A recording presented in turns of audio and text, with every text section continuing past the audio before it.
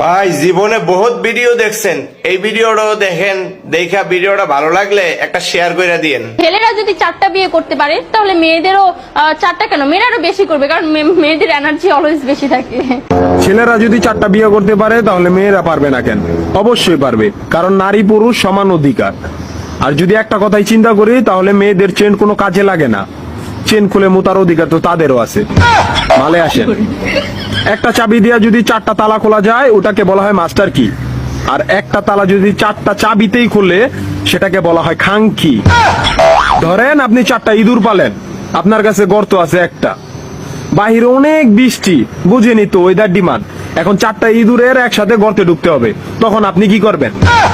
ধরলাম উপরে নিচে মিলাই আরো 2টা আছে, হ্যাঁ, তাহলে 4 নাম্বার ইঁদুরটা কই যাবো?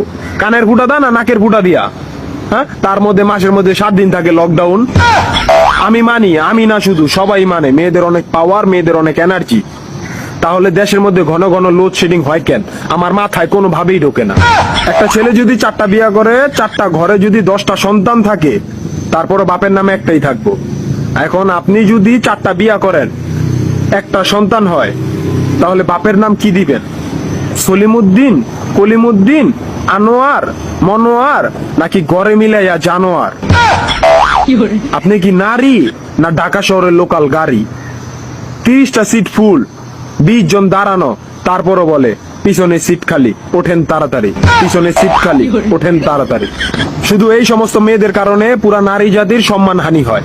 আমাদের উচিত সিটি কর্পোরেশনের কুত্তা মারার ইনজেকশন দিয়া এদেরকে মেরে ফেলা, যাতে এদের জন্য অন্য কোনো মেয়েদের কেউ খারাপ নজরে না দেখে।